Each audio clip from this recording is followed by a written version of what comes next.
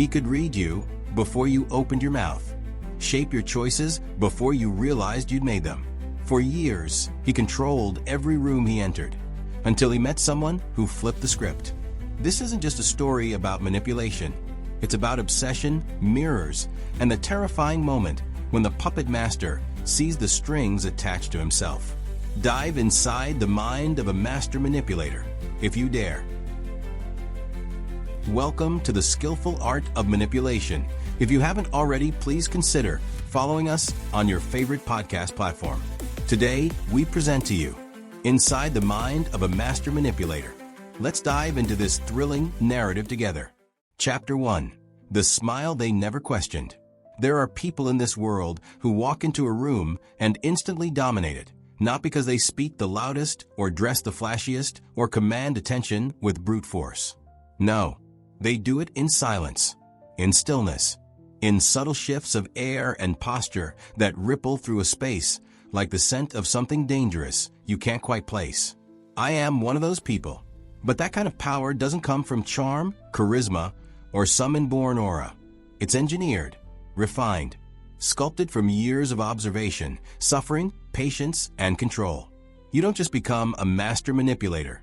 You are forged into one, often by fire no one else sees. The first time I realized I could bend people, I was sitting at the kitchen table, age 10, staring down a man who had the power to destroy me. My father, an ex-Marine turned alcoholic turned tyrant. His fists didn't need a reason. His anger was gasoline, and everything I did was a match. Breathe too loud? Slam. Glance sideways? Slam. Answer a question with the wrong tone? Slam. But I wasn't stupid. I watched. I listened. I studied him like prey studies the predator. I learned the rhythm of his breathing before he snapped. I learned the way his pupils dilated before a rage burst. I learned that if I timed my apologies just right, if I let my voice quiver just a touch, and my lower lip tremble like I was fighting back tears, I could make him pause. Not always, but enough. Enough to buy seconds, minutes, sometimes enough to make him storm off instead of strike. And every time I succeeded, a tiny voice inside whispered, "You're not powerless." Not really. He is. And that voice became my gospel. It started there, in that toxic house. But I refined the art elsewhere. School was my second training ground. I quickly learned that authority figures were as easy to play as children. Teachers craved admiration. Administrators craved obedience, laced with just enough cleverness to make them feel they'd discovered a gifted student. I became that student. I asked thoughtful questions not because I cared, but because it made them feel seen, important, needed. My grades were average, but my reputation? Impeccable. I was the boy teachers trusted, principals praised, and counselors poured their personal stories into. I knew things about their divorces, their resentments, their fears of irrelevance.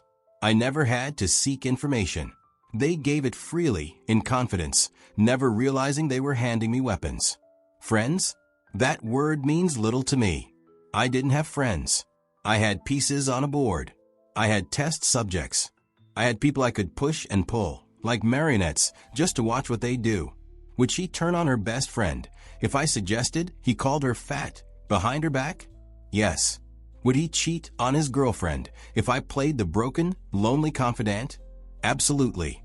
And when the dust settled, I'd be there, the shoulder to cry on, the loyal bystander who never chose a side. I wasn't popular in the traditional sense. I didn't need to be. I was liked, that dangerous, kind of like where people don't quite know why they trust you, but they do anyway. The smile I wore wasn't real. It was armor. A carefully engineered expression I'd practiced in the mirror until it hit just the right balance between warm and unreadable. I didn't want people to see my soul. I wanted them to project theirs onto me. The more they saw what they wanted, the less they questioned what I actually was. By the time I turned 18, I'd mastered the unspoken, the way people reveal themselves not in their words, but in their habits. How someone touches their neck when they lie. How they fidget when you mention someone they envy. How their eyes shift when you lean in too close, not out of discomfort, but because they want you closer and don't know how to ask. People think manipulation is loud, dramatic, aggressive. It's not. It's quiet, gentle. It's planting a seed and letting them water it, all while thinking it was their idea to begin with. That's the real art. Make them choose what you already decided for them. College was where the game leveled up. I wasn't just manipulating for survival anymore. I was manipulating for pleasure, for gain. I knew which professors were flattered by challenge and which ones preferred docile agreement. I knew which students had access to money, power, influence. I became exactly what each one needed. Sometimes the brilliant rebel, sometimes the dependable loyalist, sometimes the flirt with a shadow behind his eyes. It wasn't about sex, though I used that too when I had to. It was about leverage, about understanding what people feared most, wanted most, and then becoming the person who could soothe that fear or promise that want. And the wildest part? No one ever suspected me, because I was always the guy who helped, the guy who got people, the guy who noticed when you were down, who asked just the right question, who knew when to say nothing. Silence is a beautiful tool, by the way. Let people fill in the gaps. Let them assume your silence means wisdom or empathy or strength. The truth? It was calculation. Always calculation. I once got a girl to drop out of school because I convinced her, slowly, subtly, over the course of 4 months, that she wasn't good enough, that her art wasn't special, that her professors were just being polite. I never said it outright. I just sighed a lot, compared her to others, suggested maybe it's just not your path. When she finally broke down and said she was leaving, she thanked me for being honest, for helping her see the truth. I didn't feel guilty. I felt godlike. Power does that to you. It rewires your morality. You stop thinking in terms of right and wrong. You start thinking in terms of cause and effect, leverage, response, return on emotional investment. You begin to see people not as individuals, but as systems, predictable, hackable, exploitable. Some people lie for fun, some for profit. I lie because the truth is a blunt instrument, and I prefer scalpels. I lie because I'm good at it. No, great at it. I lie because I know that the most dangerous person in the room isn't the loud one. It's the quiet one with a pleasant smile and no visible motives. The one who listens more than they talk. The one who remembers the little things. The one who, by the time you realize what they're really after, already has everything they need. By 21, I didn't just play the game. I wrote the damn rules. And the best part? No one knew they were playing. Chapter 2. The Perfect Lie. People always ask the wrong question when it comes to manipulation. They ask, how do you lie so convincingly? What they should be asking is, how do you make them want to believe you? Because the truth is, people don't fall for lies because they're stupid. They fall because they need to. Because the lie fits the version of the world they're desperate to cling to. All I do is show them that version, wrapped in a voice they trust. Let me take you back to the one that changed the course of everything for me. Her name was Lila. Red hair, freckles, the kind of smile that made you feel like spring just arrived early. I met her on the second floor of a cramped bookstore downtown, standing in the philosophy aisle like she belonged there, fingertips grazing the spine of being and nothingness, that overhyped existential brick by Sartre. She tilted her head and asked aloud, to no one in particular, why does everything have to be so heavy? That was my cue. I didn't even look at her when I responded. I just said, because people confuse depth with density. She turned, smiled. Hook, line, sinker. Now here's the thing about Lila. She wasn't stupid. In fact, she was sharp, too sharp to fall for a surface-level trick. She was the type of woman who'd been burned before and built an entire identity around not letting it happen again. You could see it in her eyes, the constant evaluation, the mental measuring stick she used to calculate sincerity in real time. But what Lila didn't realize, what most people never do, is that skepticism can be just as exploitable as naivety. When someone wants to be proven right about their cynicism, they leave a back door wide open for someone like me to sneak through. So I did. I became the anomaly. The one who didn't try too hard, who didn't flirt, who listened, really listened, and responded like her thoughts actually mattered. I let her teach me things I already knew. I let her see my vulnerabilities, except they weren't real. I shared stories that sounded like secrets, but were really polished, rehearsed fragments designed to trigger her nurturing instinct. And God, did she fall for it? Not all at once, but slowly, like a sunrise through fog. We started seeing each other weekly, then daily, then constantly. She introduced me to her therapist, her childhood journals, her favorite poem about drowning. She wanted someone who didn't flinch at her darkness. I made sure I didn't just endure it, I romanticized it. "You don't scare me," I whispered once, tracing the birthmark on her hip. "I think your chaos is beautiful." She cried when I said that. Tears, actual tears. And with each one that fell, I tightened my hold on her without ever needing to raise my voice or demand her attention. Manipulation isn't control through force. It's seduction through understanding. And I understood Lila like a fucking blueprint. She was a child of divorce. Father cheated. Mother drowned in martyrdom. She hated liars, but what she really feared, what she never said out loud, was being invisible, forgotten, replaced. So I made her feel unforgettable. I studied the patterns of her self-hate and made myself the antidote. She saw herself as too much? I told her she was intensely rare. She felt guilty for crying? I praised her emotional honesty. She hated how she overanalyzed everything? I made it sound like insight, like prophecy, like she was smarter than everyone in the room. I didn't just make her love me.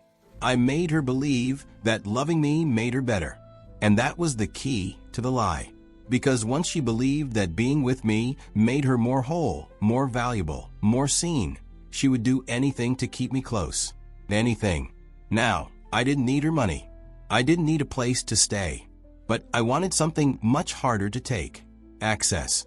You see, Lila worked for a nonprofit that handled private medical records, high-profile therapy clients, anonymous donors, all under tight digital security. But Lila? She had level 3 access and a laptop that remembered every password. The plan was never to hack her. That's what amateurs do. My approach was different. Slow, precise, surgical. One night, while we were curled up on her couch watching some moody indie film she loved, one of those where everyone's depressed and nothing resolves, I casually asked her what her work really involved. She hesitated. Then she opened up. I didn't press. I just nodded, listened, occasionally asked something that made her feel like I admired her integrity. "I could never do what you do," I told her. "That kind of responsibility would break me." She smiled, said, "Most people don't understand how strict the rules are." I looked her dead in the eyes. "That's why you're rare. You're not like most people." 10 minutes later, she was showing me her interface. Not in detail, just a glimpse. But it was enough. 3 days later, I left a browser tab open on her computer when I went to the kitchen to grab us wine. I knew she'd glance.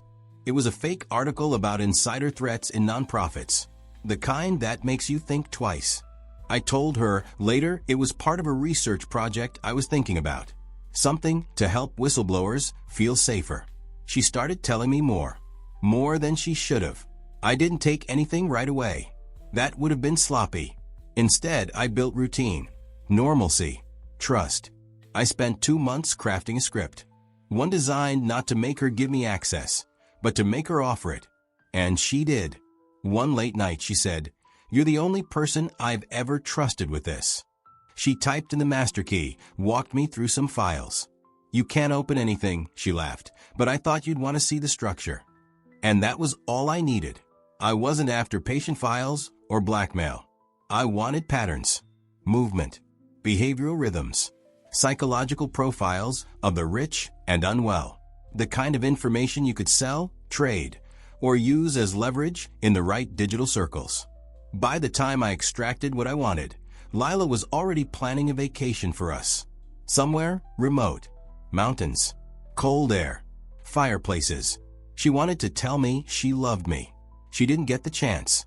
I ghosted her the day after I made the transfer, changed numbers, wiped everything, moved cities. Started fresh. New identity. New game. Some people might say, how could you do that to someone who loved you? But that's the wrong question again. What they should ask is, how did I make her love me in the first place? That's the art, not the escape. The entrance. Chapter 3. The Chameleon Complex. You can't survive at the top unless you know how to disappear in plain sight. Most people think manipulation is about dominance, about control, intimidation, seduction. And sure, sometimes those tools are necessary. But the most dangerous manipulators, the ones who rise to the highest levels of influence and walk through boardrooms like ghosts with keys, they don't impose themselves on the world. They adapt to it, seamlessly, invisibly. That's the part no one sees. The morphing. The quiet art of becoming exactly what each room needs. By the time I hit 23, I was no longer just faking personalities. I was absorbing them. Not copying, assimilating. I studied posture, tempo of speech, cultural nuance, dress codes by district. In the East Side tech circles, you wanted to be the visionary, quirky, fast-talking, slightly disheveled with expensive sneakers, and a curated playlist of TED Talks you never actually listened to. But over in finance? Different game. Silence meant control. Clean cuts. Tucked shirts. Cufflinks. Speak in tight, vague precision and never show too much excitement. Because passion, there was weakness. So I became both. And everything in between. I called it the chameleon complex. I didn't just blend in. I replaced people's ideas of what was normal in a room. You ever walk into a space and feel like everyone already knows each other, like there's some unspoken language you're too late to learn? I created that atmosphere. I dictated the emotional temperature. And then I'd pick my target. This time, it was a firm called Viral, a boutique digital intelligence company disguised as a PR agency. But under the hood, it was something darker. Influence engineering, algorithm manipulation, psychological data, harvesting dressed up in branding campaigns. These people weren't just selling ads. They were shaping thoughts. I wanted in, not for the paycheck, not for the title, for the challenge. Viral was run by a board of 6. Old money, new minds. A perfect blend of ego, paranoia, and ambition. The type of people who didn't trust anyone unless they felt like they were the smartest person in the room. And that's the sweet spot. Because once you make someone believe they're smarter than you, they relax. They let you in. They don't guard the door because they don't think you have the key. So I built a new identity, new degree, new LinkedIn footprint dating back 6 years, faked internships, recommendations from real people I'd briefly crossed paths with years before, edited screenshots, borrowed voice notes, deep fake audio when needed. The internet is a buffet if you know how to carve it. Then I bumped into Marsha Lynn, the youngest board member, at a panel on ethical AI, held in a rooftop glassbox gallery in the Arts District. She was magnetic, perfectly rehearsed, quoting Balaji and Foucault in the same breath. Everyone hung on her words like she was the reincarnation of Steve Jobs in a sheath dress. I didn't compliment her. That would have been too obvious. I questioned her. Don't you think it's a little dangerous, I asked, to equate predictive algorithms with ethical autonomy? I mean, you're assuming the data itself is clean when in reality, it's just a mirror of all our biases. She froze for a second, smiled, and then she did exactly what I hoped. She debated me for 27 minutes. The audience forgot the panel existed. All eyes shifted. 2 minds locked. It wasn't flirtation. It was intellectual combat. And I let her win. Barely. Just enough to feel victorious. She offered me her card. Said, we need people like you at Viral. People who aren't afraid to challenge what's dangerous. I nodded. Said, only if they know how to spot danger. We laughed. But I wasn't joking. Within 3 weeks, I had an interview. Within 5, I was embedded. But I didn't climb the ladder. I built a staircase around myself. I found the weaknesses in their internal structure. Not in code, not in operations, in people. Jason West, the CFO, was in a secret affair with his younger male assistant, something I picked up from the way his hand lingered half a second too long on the guy's shoulder during Monday stand-ups.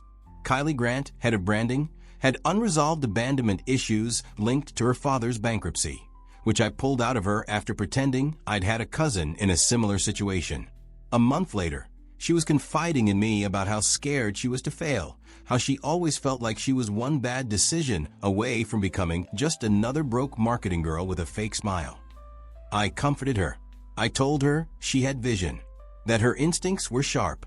I even suggested a few experimental campaign tweaks, knowing full well they'd backfire. When they did, I played the loyal second in command, helping her frame the fallout as part of a bold rebrand initiative. She called me her secret weapon. Jason called me dangerously insightful. Marcia called me essential. I didn't need to manipulate everyone, just the right ones. Because once I had influence over 3 of the 6, the other 3 didn't matter.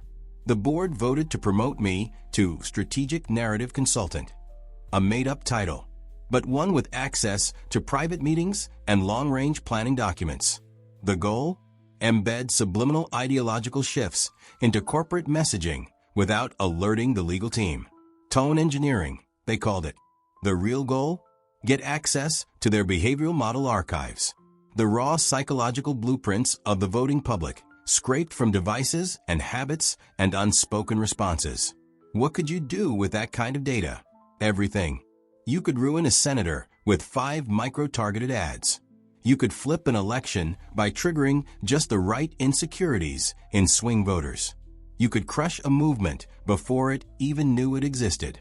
And I wasn't just learning their system. I was replicating it. In private, I was building my own behavioral engine. Leaner, smarter, more ruthless. Because while Viral saw people as numbers, I saw them as stories. And stories? They bend. One afternoon, I sat across from Marcia in a conference room with soundproof walls and a decanter of single malt whiskey between us. She was venting about internal misalignment and how she needed someone who understood narrative integrity at the highest level. I stared at her a long moment and said, "Marcia, you don't need alignment. You need loyalty." She paused, breathed, then whispered, "And what do you need?" I smiled. "Time." She nodded. She gave it to me. And in those weeks, I rewrote the future. For her, for Viral, for myself.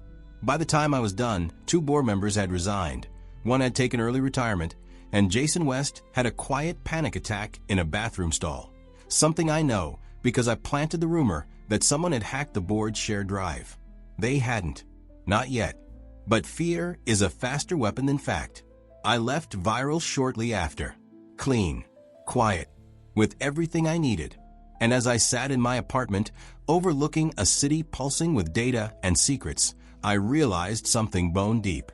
I didn't want power anymore. I was power, and I wasn't even close to finished. Chapter 4. The Faithful Deceiver. You want to know the easiest people to manipulate? The ones who think they've outgrown manipulation. The ones who claim they've healed, elevated, or transcended.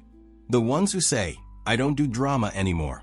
Spirituality, in all its branded, sanitized, Instagram-filtered forms, is a fucking buffet for someone like me. See, religion used to be about faith. But now it's about image. It's about identity. It's about performance.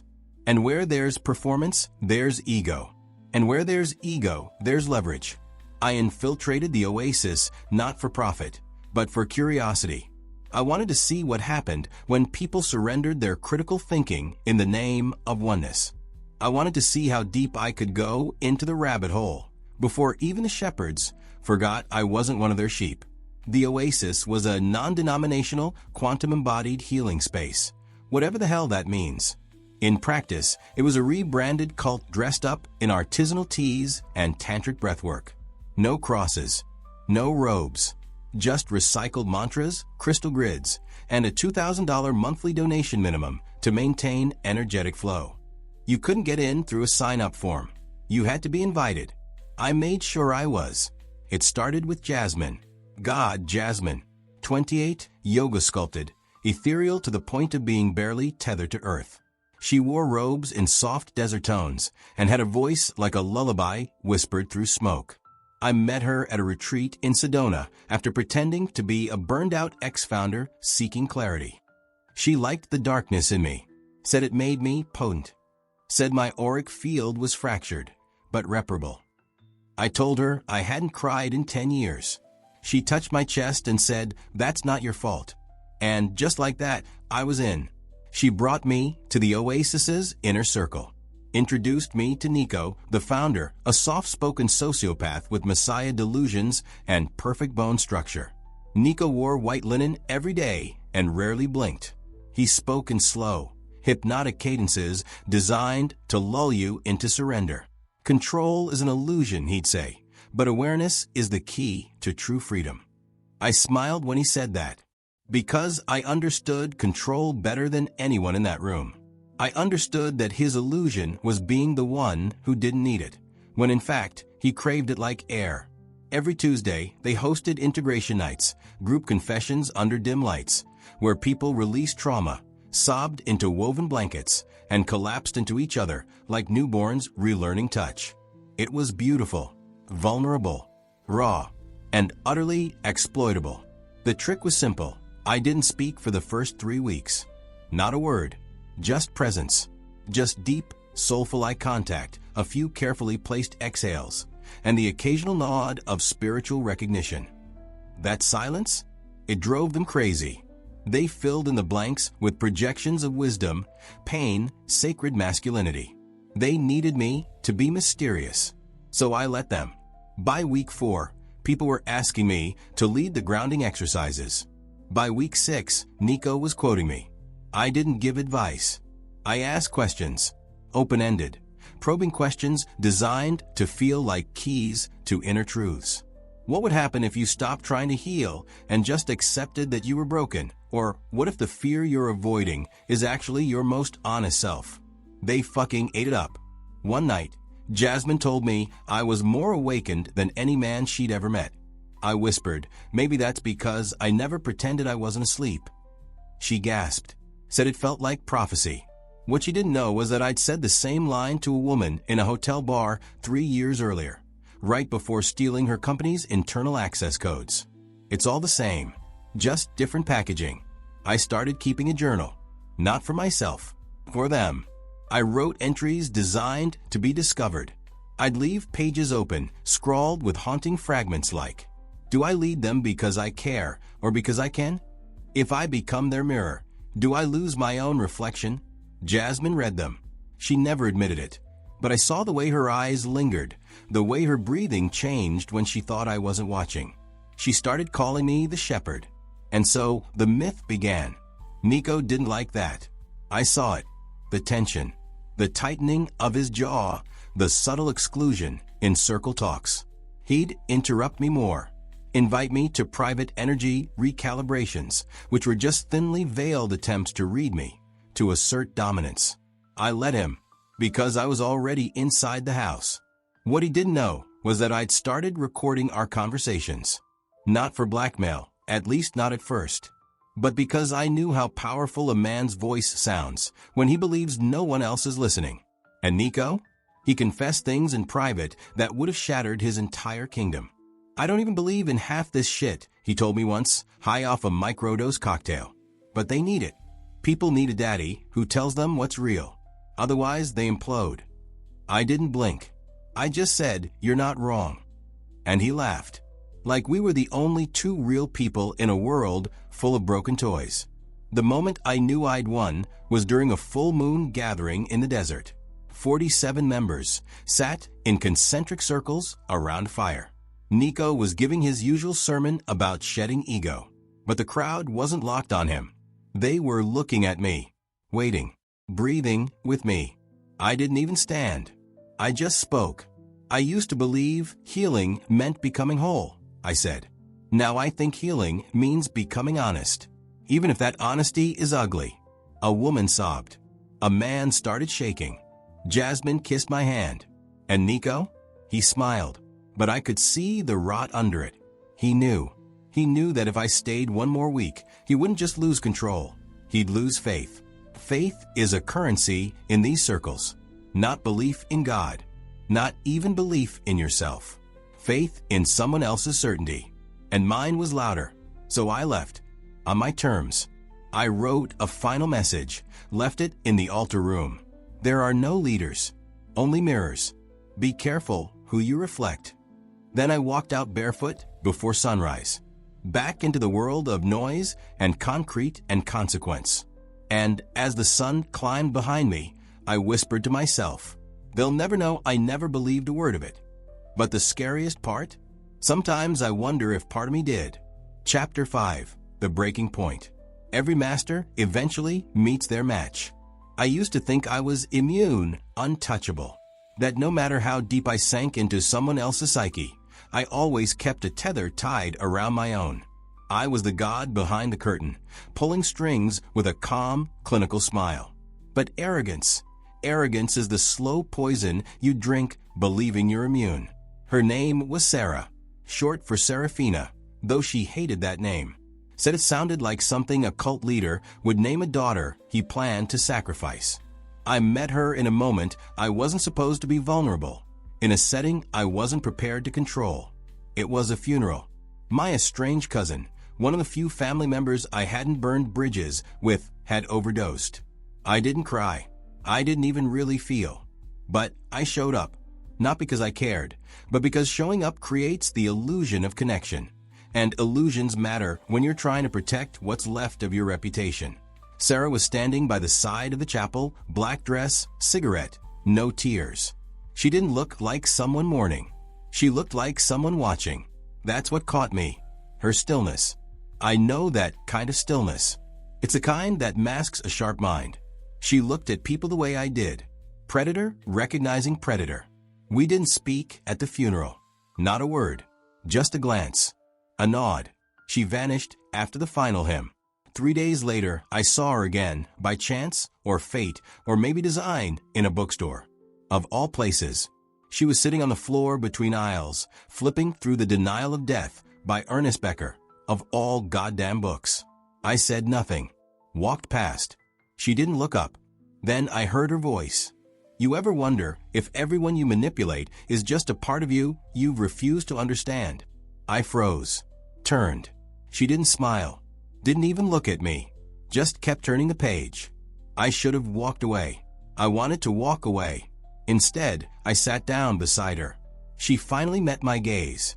Up close, she was stunning in that elusive, timeless way, like she was born out of an era that never existed. Wild eyes. Scar just beneath her collarbone. Everything about her said danger. And yet I leaned in. What if manipulation is understanding? I asked her. She smirked. Then you must be very lonely. That line struck something I hadn't felt in years. Not guilt. Not shame. Recognition. We talked for hours that night. About everything: nihilism, childhood trauma, quantum physics, Dolly, dopamine, death. She didn't flirt. She didn't perform. She dissected. Every word out of her mouth felt like it was wired to explode. I tried steering the conversation more than once. She noticed. She let me think I had control, then pivoted with a single sentence that collapsed the frame I'd been building. It was terrifying and exhilarating. For the first time in my life, I wasn't sure if I was leading the dance or just being pulled by someone who knew a tune I didn't. We started seeing each other. Not romantically, not sexually, not normally. We shared silence more than anything. Sometimes we just sit in the back of abandoned buildings and breathe. Other times, she'd take me to underground art shows where everything was either bleeding or on fire. She'd say things like, "You remind me of a sadistic architect," and I'd respond with, "You're the only person who could design the trap I'd walk into willingly." It was mental chess, and I didn't always win. One night, in her tiny apartment filled with dried flowers and handwritten notes taped to the ceiling, she asked me something no one had ever dared to ask. "What's your real name?" I hesitated. "Why does it matter?" I deflected. "Because I want to know the version of you that existed before the masks. The boy. Before the weapon." I told her, quietly, the name I hadn't spoken aloud in over a decade. The one I buried when I decided the world didn't deserve the soft parts of me. She didn't flinch. She just nodded. "Thank you," she said. "He's still in there. Somewhere." She made me feel seen. And I hated it. Because once you start feeling seen, you start wanting to be understood. And that's the most dangerous craving of all, for someone like me. The cracks began to show. I started making mistakes. Subtle, but present. Forgetting small details during a client con. Slipping up in conversations I normally would have puppeteered with surgical finesse. I was off balance. And I knew why. Sera was under my skin. But it wasn't love. No, it was rivalry. She was the first person who ever made me question if I was the one in control. So I did what I always do when something threatens my structure. I decided to destroy her. It started with small acts, withholding information, testing her patience, dropping seeds of doubt in her inner circle, friends she never really trusted, exes who still watched her social feed like worshippers. I made it seem like they were the problem. Isolated her ever so gently. And yet she didn't break. She adapted. She saw it. Maybe not every move, but enough to know I was shifting. She confronted me one night. No drama, no accusations. Just a soft whisper across a candlelit table. "You're trying to undo me," she said, her eyes steady. "And part of you hates that it's not working." I looked at her, and for the first time in years, I felt afraid. Not of her, of myself. Because I didn't know why I was doing it anymore. Was it to win? Or was it because if she wasn't afraid of me, if she didn't unravel like all the others, then maybe everything I believed about myself wasn't true? That was the night I broke. I didn't rage. I didn't scream. I just sat in the dark after she left, listening to the sound of my breath, realizing how empty the room felt without her presence. I had never been addicted to people, only to their weaknesses. But with Sera, I was addicted to the fact that I couldn't find hers. And maybe that meant mine was finally exposed. The next day, she vanished. No note, no text, nothing. Like she was never real at all. And maybe that's what haunts me. Not the silence, not the loss, but the possibility that someone finally looked through the glass walls I built around myself and chose to walk away. Chapter 6. The Mirror Maze. The thing about masks is that if you wear them long enough, they stop being disguises and start becoming skin. And when they crack, they don't shatter clean. They splinter, jagged, relentless, piercing from the inside. After Sera disappeared, my world didn't collapse, not at first. It held. I still walked the streets in tailored silence, still wore the right smiles, said the right things. I still manipulated, still seduced, still orchestrated every room I entered like a maestro no one could see. But something was different. Something was off. It was like someone had rearranged the walls of a house I thought I'd built brick by brick. I still had the floor plan memorized, but the doors didn't open the same way. The angles were sharper, the shadows longer. I kept walking into spaces I didn't recognize inside myself. And worst of all, I couldn't find the script. I couldn't hear the voice that always whispered what to say, when to shift, when to hold silence like a blade, and when to shatter it with a lie disguised as love. Sera didn't just walk out of my life. She rewired it, and I began to question things I shouldn't have. I started second-guessing my moves, doubting my instincts. I hesitated. And in the world I built, hesitation is fatal. Because once you hesitate, you give people time to see you. And if they see you, they can hurt you. That's when the nightmares started. They weren't loud. They weren't bloody. They were worse. They were still. I'd be standing in a room full of mirrors, floor to ceiling infinite. And every reflection was me. But each version looked just slightly off. One blinked when I didn't. Another was smiling. Another one stared with pitch-black eyes and whispered, "You're not the master. You never were." I'd wake up drenched in sweat, heart clawing its way out of my chest, eyes scanning the dark for something I couldn't name. And in the hours between 3 a.m. and sunrise, when the world feels most unguarded, I began to wonder, had I ever really been in control? Or had I just been the most obedient puppet? That question became a sickness. I started looking back at the people I'd broken, the lovers I'd manipulated, the colleagues I'd turned into weapons, the friends I'd sculpted into pawns. And I didn't feel regret. I felt paranoia. What if I hadn't orchestrated their choices? What if someone had orchestrated mine? I tried to push it down, tried to reset. I took on a new project, one that should have been easy. A widow named Claire, wealthy, lonely, deep in grief, clinging to rituals and memories and scented letters she still sprayed with her late husband's cologne. She was supposed to be simple. She needed comfort, validation, a shoulder with just the right tension, strong enough to lean on, soft enough to pretend it wouldn't push back. I gave her all of it.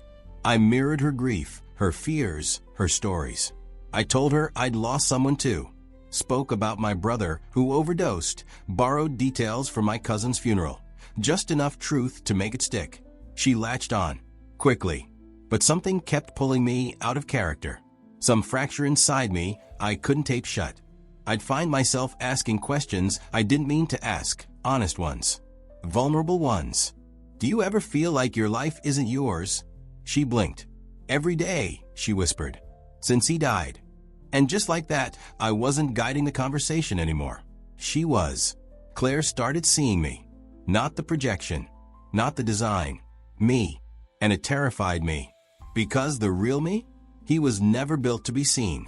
He was built to observe, to adapt, to survive. I began pulling back. Missing meetings. Ignoring calls. Wandering into the city at odd hours like a ghost looking for the living. That's when I saw the envelope, tucked beneath my apartment door. No name, no stamp, just a single card inside, handwritten in that sharp, slanted print I hadn't seen in months. You think you're playing a game, but you're still in the mirror. Sera.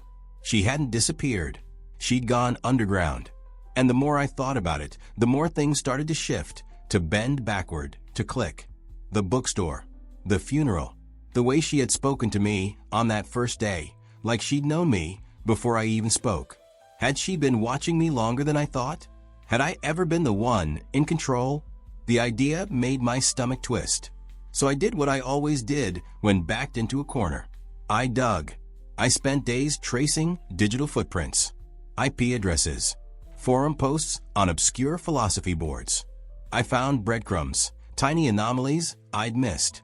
Sera's accidental run-ins weren't accidents. She'd orchestrated them. Every one. She'd profiled me. She'd baited me. She had flipped the entire script, and I didn't even know it. I sat in that realization for hours. And for the first time since I was 10 years old, when I learned how to cry without tears to stop my father's belt from landing too hard, I felt powerless. Not because someone had hurt me, but because someone had outplayed me perfectly. That night, I looked in the mirror again, and I didn't recognize the man staring back. Not because he looked different, but because he didn't.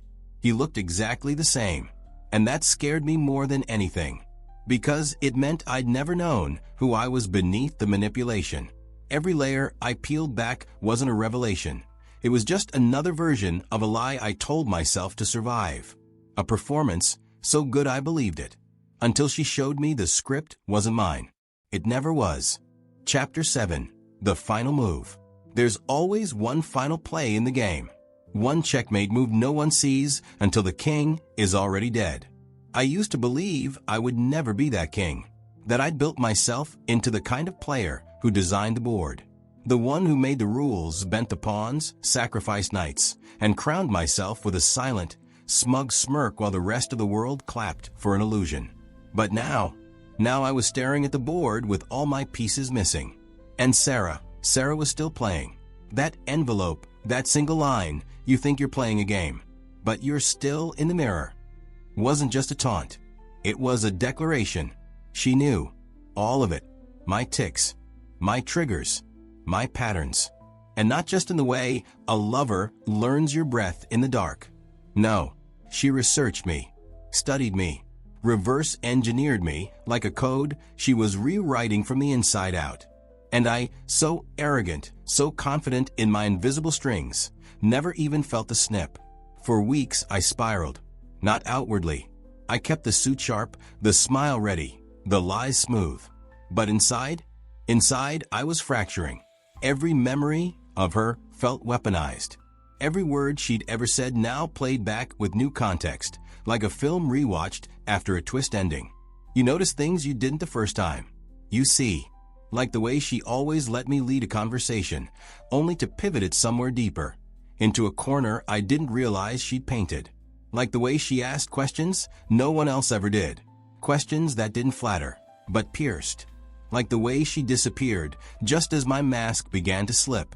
Sera wasn't running. She was orchestrating the finale, and I was about to walk right into it. The second letter came exactly 12 days after the first. Different paper. Same writing. I'll give you what you want. Come find me. You know where. I knew immediately. It was a place we'd visited together once, a decaying theater just outside the city, long condemned, overtaken by vines and silence. We'd broken in one night to lie beneath the stage lights and read poetry to each other. She said the ghosts there listened better than any living audience. Back then, it felt like magic. Now it felt like bait. But I went. Because what else does a dying king do when the throne is burning? The air was damp with rot and memory. Shattered seats leaned like broken teeth. Moonlight spilled in through a cracked dome. Dust swirled with every step I took. And there she was, Sera, sitting on the stage like she was born there, cross-legged, hair pinned back, notebook in her lap. No smile, no drama, just waiting. She looked up. You came. You summoned me. Did I? I walked closer, stopped 10 feet away. She closed the notebook, set it beside her. I suppose you're wondering what this is, she said. I stopped wondering. I started remembering. A flicker in her eyes. Good. That's where it begins. I stepped forward. So what is this, Sera? Revenge? Redemption? A lesson in poetic irony. She shook her head slowly.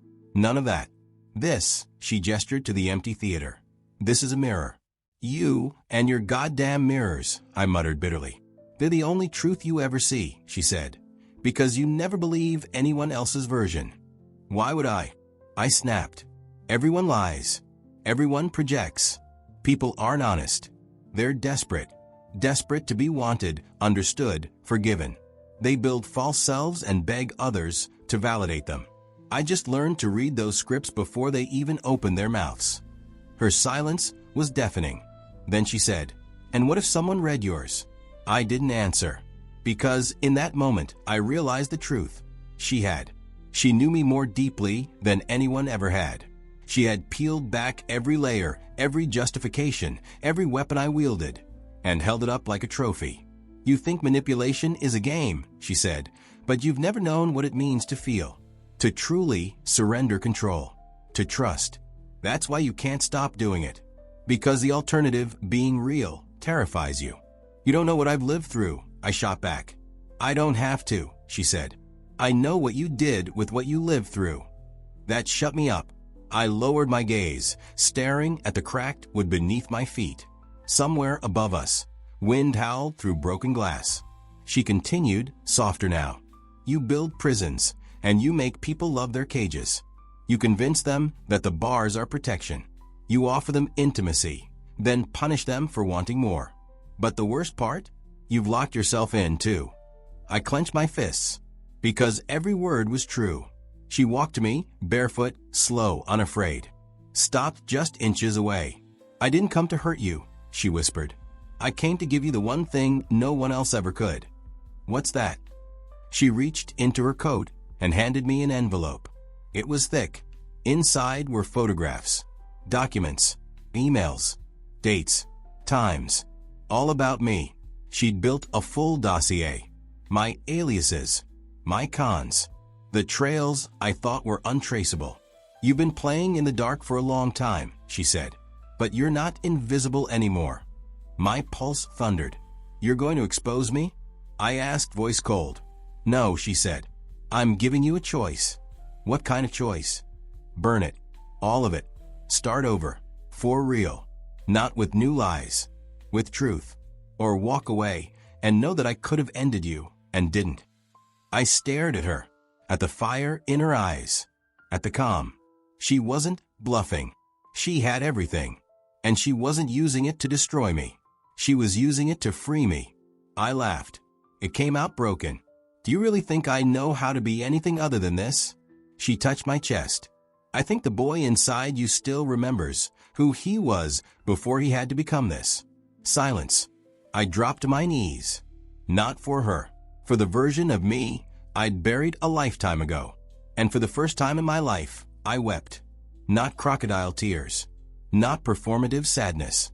Real, violent, trembling sobs. And she stayed. She sat beside me, held the weight I didn't know I still carried. And when the sun broke through the broken roof hours later, I realized something. She hadn't just played the game better than me. She'd rewritten the rules. And somehow, she'd saved me in the process.